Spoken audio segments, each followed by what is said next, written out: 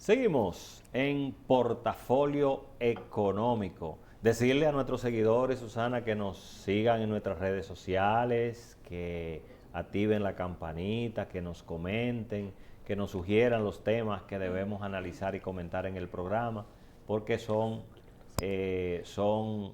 órdenes para nosotros poder abordar todo lo que tiene que ver con los temas económicos, los temas financieros, impositivos. Esta semana estuvimos celebrando el Día del Trabajo, el Día del Trabajador Interamericano, una celebración que trasciende la República Dominicana y definitivamente nos encuentra este día con muchos retos, muchas deudas pendientes de nuestro trabajador. Una de las deudas pendientes es la aprobación de la modificación del Código de Trabajo para que sea un código que pueda seguir beneficiando al trabajador, pueda seguir creándole mejores condiciones y más que celebrar el día es poder razonar con los señores diputados y senadores de que podamos arribar a un entendimiento de esta modificación del Código de Trabajo, porque lo cierto es que tenemos una estructura salarial muy disgregada. Nuestra legislación ha planteado, ha distribuido un modelo salarial que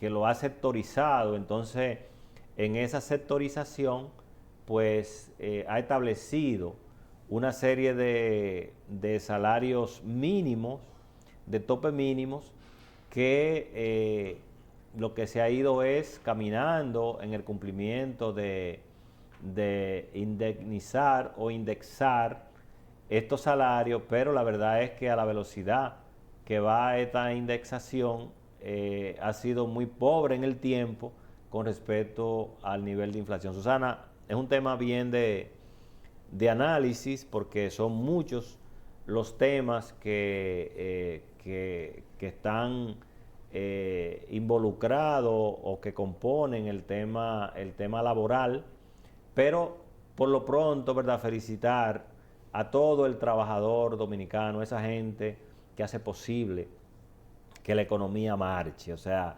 nuestra economía hoy por hoy es una economía que no depende de las máquinas. Habrá que ver en el tiempo que resurge con todo el tema de transformación económica. El servicio, que es de donde se sustenta la República Dominicana, básicamente depende del ser humano, depende de ese activo.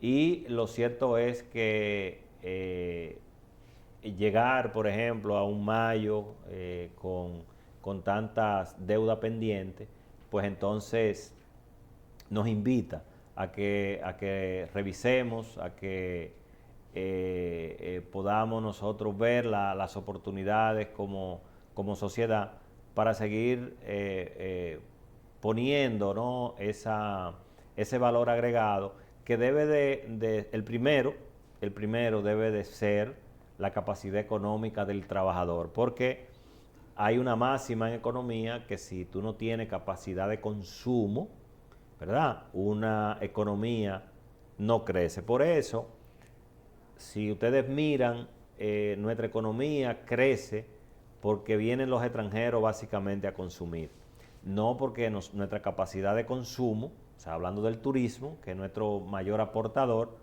nuestra capacidad de consumo no tiene esa fortaleza. O sea, por eso mismo, porque lo que trabajamos ganamos poco. Y cuando miramos las estadísticas del promedio salarial, queda muy reducida lo que tienen los rangos. De hecho, en otros programas hemos hablado del rango salarial, Susana. Muy bien. Basilio, reitero las felicitaciones para todos los trabajadores, especialmente los trabajadores dominicanos, trabajadores y trabajadoras. Llegamos a un 1 de mayo 2025 con un aumento salarial para, ¿verdad?, nacional para las áreas de zonas francas, áreas que hacen gran aporte a la economía dominicana. ¿Verdad?, recientemente, en este mismo año, pues también el salario mínimo para el sector privado, pues también recibió un aumento. Todavía falta mucho, o sea, hay una gran deuda con los trabajadores y trabajadoras dominicanas. Entiendo que se están dando pasos, ¿verdad?, pequeñitos, pero se están dando pasos para que podamos, como trabajadores y trabajadoras, poder tener una capacidad de consumo a lo que tú te referías. Yo creo que hay una deuda con la clase trabajadora, y es que se termine de aprobar ese código de trabajo, pero no aquel código, un código moderno, un código que responda a los nuevos tiempos, ¿verdad?, donde las partes puedan estar de acuerdo y se dé un ganar-ganar. Hemos hablado, y en bloques anteriores lo mencionábamos, todo ese hacer en relación a los emprendedores. Figura, ¿verdad?, modalidad de trabajo que tiene que también ser tomada en cuenta. Claro, evidentemente no está en esta última reforma cuando se apruebe, pero también tiene que ser tomada en cuenta, porque no se puede medir un pyme, una MIPYME, al igual que una gran empresa, que una empresa de las denominadas Susana, grandes. Pero mira, excelente tu punto de vista. Y de hecho inclusive, o sea, ese enfoque que tú haces es un enfoque que hay que verlo abierto, o sea, hay que verlo integral. ¿Por qué? Fíjate, desde el punto de vista, primero, de la formalización, o sea, para la pyme y para esa pequeña, debe de haber un modelo de formalización más fácil, ¿verdad? Con algunos elementos que puedan, diríamos, cumpliendo con la ley, pero poder combinarlo. E incentivar el Correcto, emprendedurismo porque realmente. Fíjate que por eso te decía que tú tienes, por ejemplo, lo primero es el cumplimiento desde el punto de vista de la formalidad laboral, o sea, tu registro en el Ministerio de Trabajo, ¿verdad?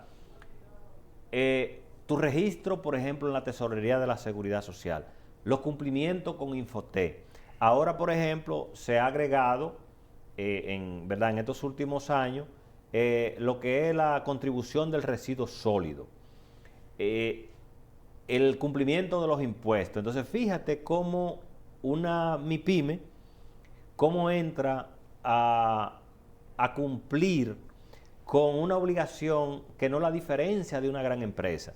Entonces, todo esto lo que va es carcomiendo la capacidad económica de desenvolvimiento de ese negocio que lleva un mes a mes. O sea, un día a día. Un día a día. Tú tienes, por ejemplo, y tú lo mencionabas anteriormente, tú tienes, por ejemplo, una persona que decidió instalar un salón de belleza en su casa, y esa persona tiene 4 muchachas del barrio. Fíjate cómo ya ella, 4, son 5 empleados que hay en esa. Y que tiene una pyme ya ella. Y tiene una pyme. ¿Verdad? Entonces, ¿y cómo se formaliza? Correcto. Porque bajo la realidad de esa localización, que tiene temas de agua, que tiene temas de luz eléctrica, que la población, ¿verdad?, que sus clientes en ese entorno no son clientes de todos los días, que operativamente solo trabaja viernes, sábado y domingo. Pero mira, yo te voy a poner un ejemplo para que tú veas por qué tenemos que ponerle atención a eso. Mira, en estos días me llama una señora del llano de Elías Piña, que tiene un colmadito. Y pasa tarjeta Solidaridad. Y me dice, mire, yo tengo un problema. le digo, ¿qué clase de problema? Tengo un problema con impuesto interno. Le digo, ajá, ¿y qué me dice, mire, a mí me ha llegado una notificación, digo, mándemela para yo ver de qué se trata. Cuando me la manda, la leo y le pregunto y me dice, no, lo que pasa es que yo tengo la tarjeta del gobierno y yo no sabía que esto me involucraba tener que entonces ir a formalizar las declaraciones de impuestos y decir, todo el que genera ingreso y tiene ganancia, ¿verdad? Todo el que genera ingresos, todo el que hace una actividad productiva tiene que cumplir con sus obligaciones fiscales que establece el código. Ahora, evidentemente, una señora que lo único, ¿verdad?, que tiene como camino de salida es inventarse un emprendimiento. Entonces, ¿qué sucede?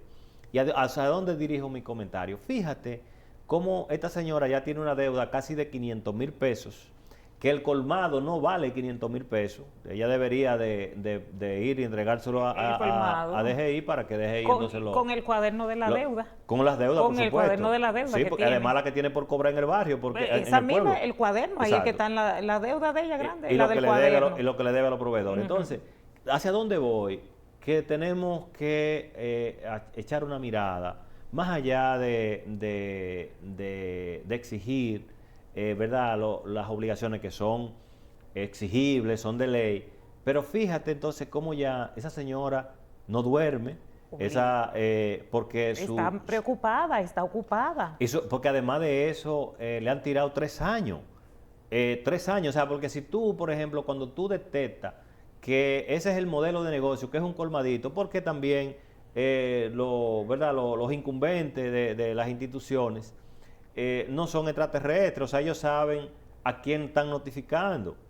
O sea, por ejemplo, si usted me pregunta a mí, por ejemplo, en Arroyo Cano, yo le digo en Arroyo Cano quiénes son los dueños de los colmaditos. Pues yo en Jaina. Y usted en Jaina, o sea, porque nosotros no somos, por ejemplo, en San Juan, los incumbentes de San Juan saben los tamaños, conocen todo. Entonces, ¿hacia dónde voy? Porque es que el incumbente viene de uno de su campo también. Pero claro que sí. Se le ha olvidado, cuando llegó a la posición, probablemente se le haya olvidado cuál es la realidad de esos colmaditos y cuál es el estado financiero de esos colmaditos, que es una mascota. Mire, y es un tema muy sencillo. Cuando tú te encuentras con un caso de esos tipos, tú como incumbente debes ir a tu superior y decirle, mire, superior, mire, este es un colmadito, y de hecho visitarlo. Eso te iba a preguntar, que si no existe el modelo de inspectores o supervisores por zonas. En el modelo DGI, tú sabes que se ha transformado tecnológicamente y lo que recibe es cruce de información y te notifica, tú vienes, ¿verdad? Hay una norma, la 714, donde hay un procedimiento que tú debes de elevarlo, pero fíjate que ya inmediatamente tú le mandas una notificación a esa persona del colmado, tienen que buscar un asesor fiscal para que haga un escrito de descargo. O sea, estamos hablando de que ya los costos se súper elevaron. La vida se le vuelve un yogur. O sea, entonces hay que ver conocer la sociología de donde tú estás para poder operar. Claro, y para ser eficiente, porque tampoco una institución, vamos a suponer, DGI no es eficiente operando ese tipo de casos, porque al final del camino es mal hacer que el chivo, hay un daño ¿verdad?, a un colectivo, y no significa que DGI no tenga razón, tiene razón. Pero la evasión no está por ahí, Basilio, la evasión no está por ahí. Totalmente.